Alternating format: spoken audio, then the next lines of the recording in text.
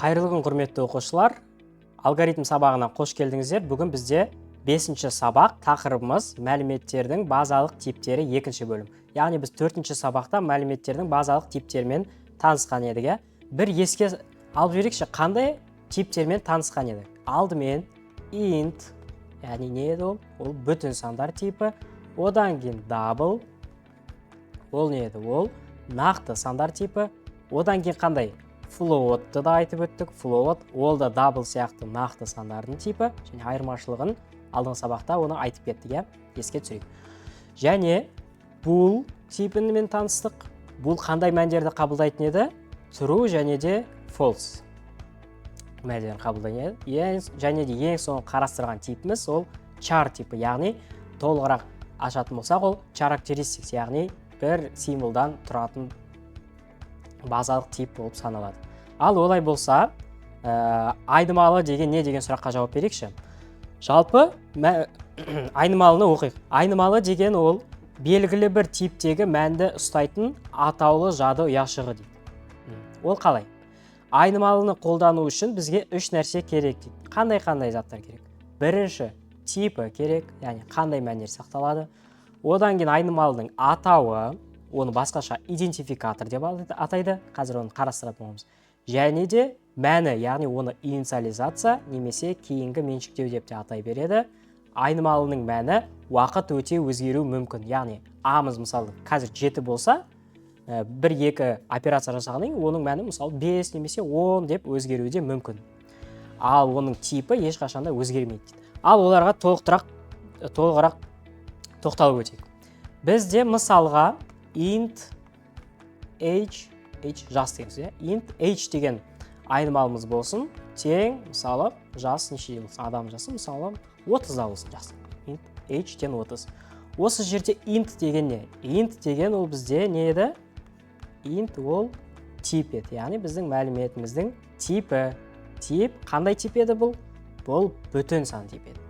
Ары қарай age деген не? Age деген ол айнымалының атауы, яғни age деп жазу арқылы кодта біз айнымалының атауын беретін едік.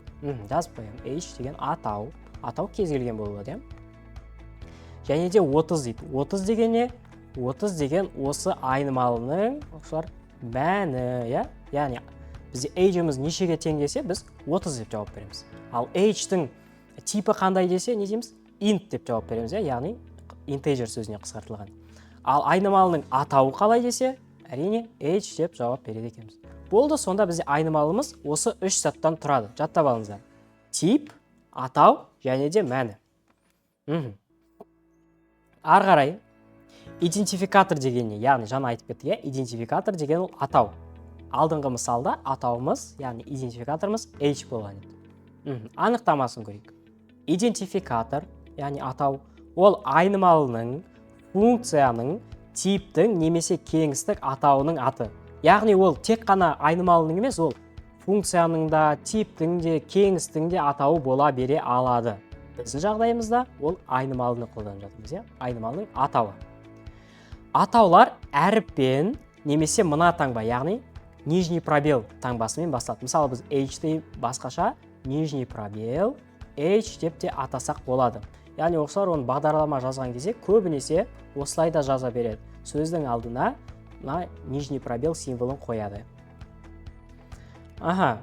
Сол таңбамен басталады, әрі қарай ол әріп немесе цифрмен жалғаса береді. Мысалы біз оны әріптермен жалғастырдық, age деген атауды, оны соңына мысалы сандарды қойсақ болады. Мысалы age 23 дегенде атау құра алады екенбіз.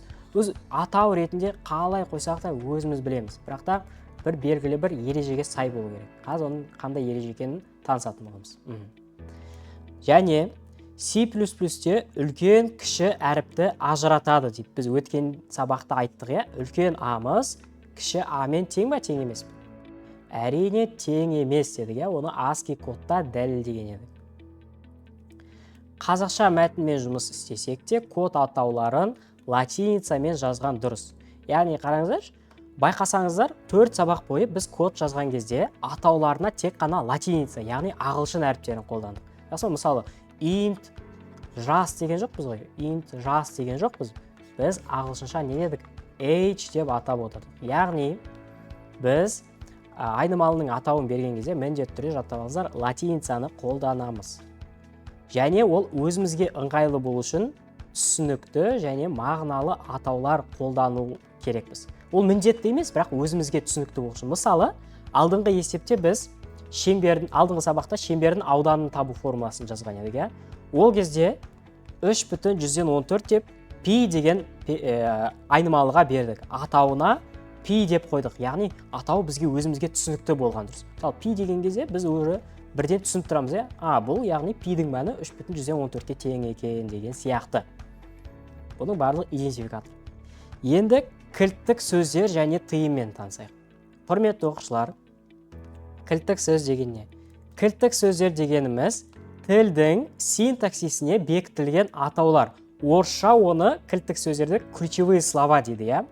Ол идентификатор ретінде қолдануға болмайды. Ол қандай кілтті сөздер бар? Мысалы, int, double, char, bool, const expression, auto деп кете береді. Олар өте көп. Оларды айнымалының атауы ретінде бере алмаймыз. Мысалы, қараңыздар, int деген тип жарияладық, оның атауы ретінде double деп қойсақ болмайды. Яғни int-тан кейін міндетті түрде кілттік емес сөз болу керек. Яғни кілтті сөздер бізге тыйым салынады. Яғни int double емес, int h деуіміз керек. Өйткені h деген ол кілттік сөз емес. Мысалы, міне айтқан int const 5. Бізде const ол кілтті сөз, яғни C++ синтаксисіне бекітілген сөз. Біз int-тан кейін const деп қолдансақ болмайды.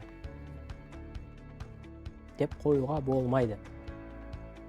Өйткені const ол кілттік сөз екен. Ал олай болса, мысал қарайық. Компиляторымызды ашамыз. Жақсы. Такс. Ал айнымалы жариялайық. Мысалы, int жаңағы айтқан h тен 30. Сосын h-імізді шығарайық. Cout h. Көрейік, ранды басамын. Көріңіздер, 30-ды дұрыс шығарып тұр. Енді h-тің орнына басқа бір сөз жазайшы. Кілтті сөз жазайшы. Бізде қандай кілтті сөз бар? Мысалы, int деген. Int. Қызық, Cout int. Не шығарады екен? Көреміз. Бізде қате, яғни error шығарады. Неге? Өйткені int-іміз бізде кілтті сөз ғой. Ал кілтті сөз ретінде біз атауға беруге болмайды. Тағы да бір мысал көрейік. Мысалы, int float болсын. Float ол да кілтті сөз, жазған кезде енді cout ретінде float деген айнымалын шығарып көрейік. Шыға ма, шықпай ма? Көреміз. Ранды бастым. Ол кезде де шықпайды. Error, яғни қате берді. Өйткені біз айнымалының атауы ретінде кілтті сөзді қолдансақ болмайды. Сондықтан кілтті емес сөзді қолдану керек. Немесе, қараңыздар, float бізде кілтті сөз ғой. Float-тың алдына нижний пробелді қосып көрейік. Не болады? Ранды басамын.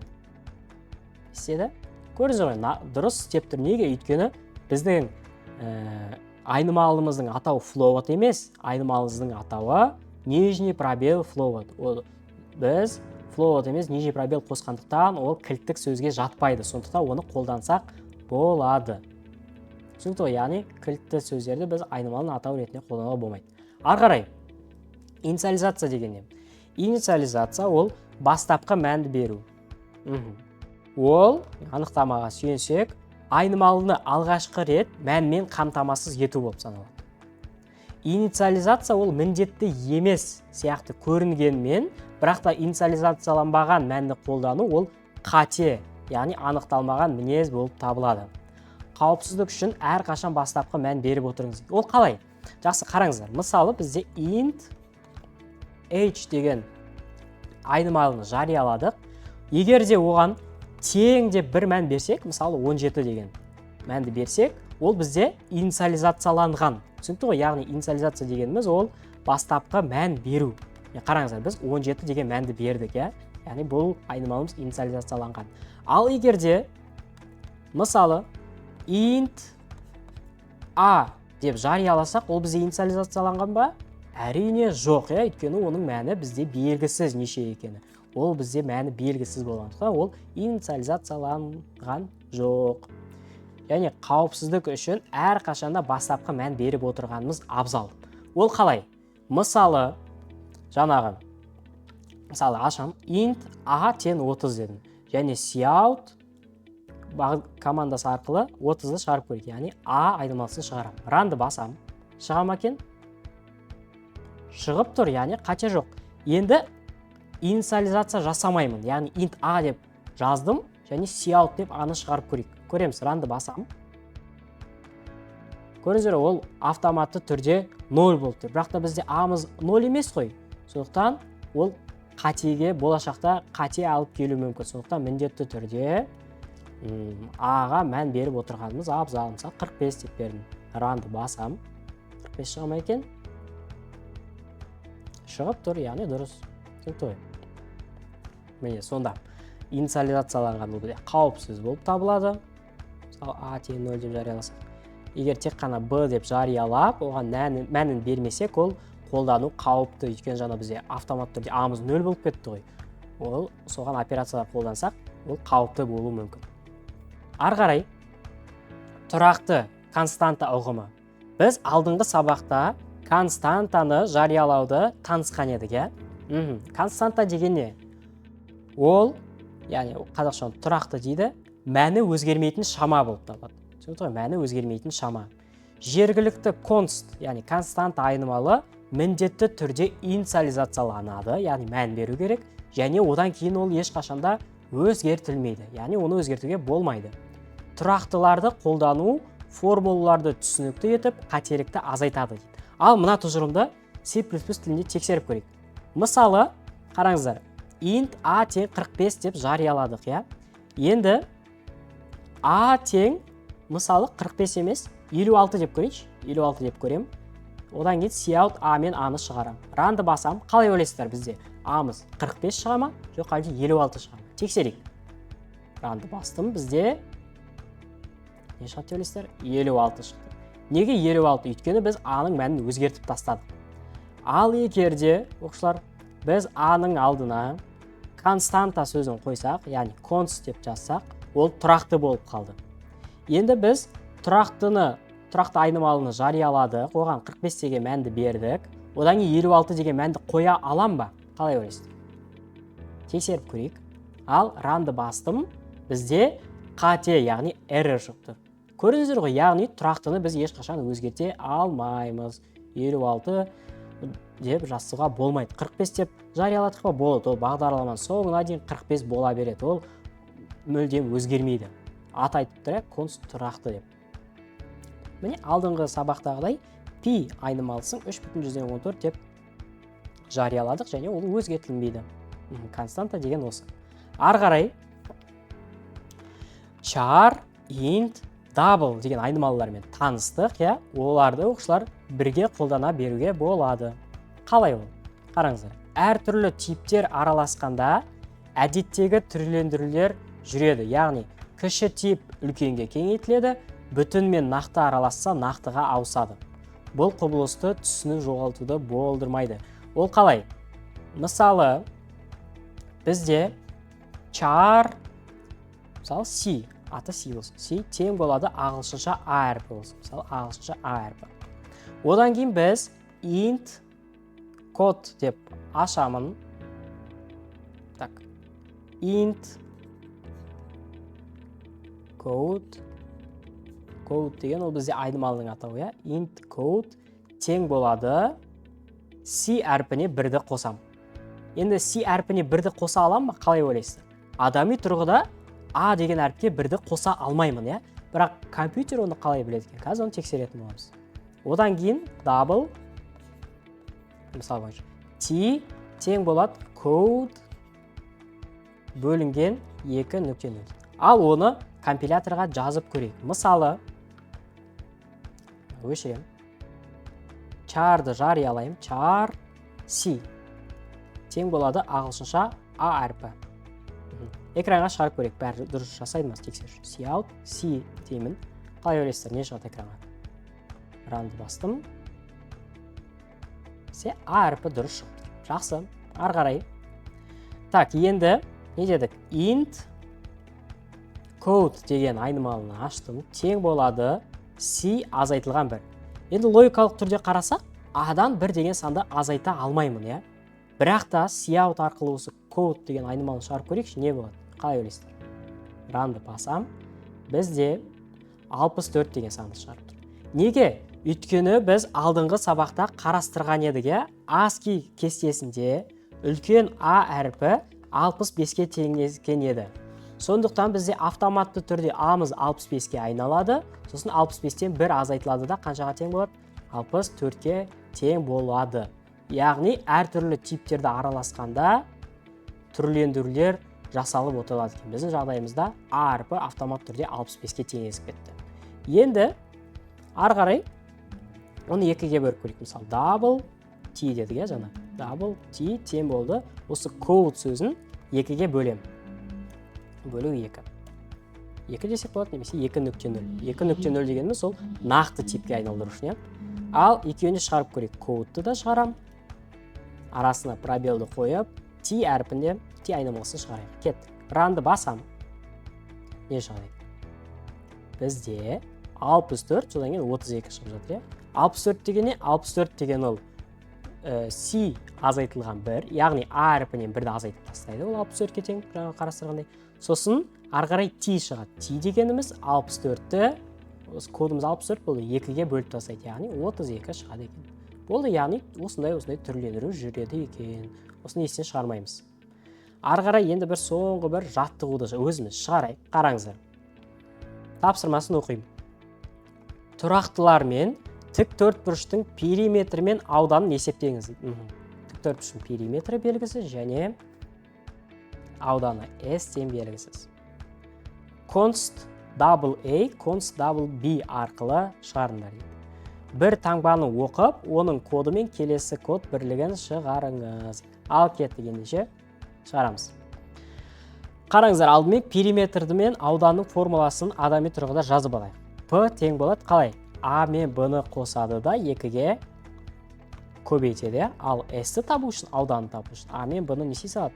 Көбейте салады. Ал олай болса, біз оның кодын жазып көрейік. Бізге және тапсырмада айтқан константаны, яғни тұрақтыны қолданды. Кеттік. Кодтың қаңқасын қалдырамын. Алдымен const константа типі double A айнымалыны жарияла дейді. Мысалы, тең болсын неше? Ұзындығымыз 10-ға тең болсын жақсы. Одан кейін ені const double B, яғни ені Б әрпімен береді. Тең, мысалы, қанша болсын? Ені 7 болсын. Одан кейін периметр, яғни double ағылшынша P дейсің. Double P тең болады қалай? Ұзындықпен ені қосылады, яғни А қосылған Б қосылғаннан кейін 2-ге көбейтіледі. Бұны таптық. Енді double аудан, яғни S тең формасы қалайды. А көбейтілген Б. Қиын емес, иә? А көбейтілген. Енді осы екеуін шығарайық. Так, cout. Алдына сөздер қоссақ болады, иә? Так, периметр, яғни периметр тең дейм, тең. Неге тең болады? Периметріміз P әрпіне тең. Ары қарай. Slash n деп келесі жолы өту, иә? Сосын cout.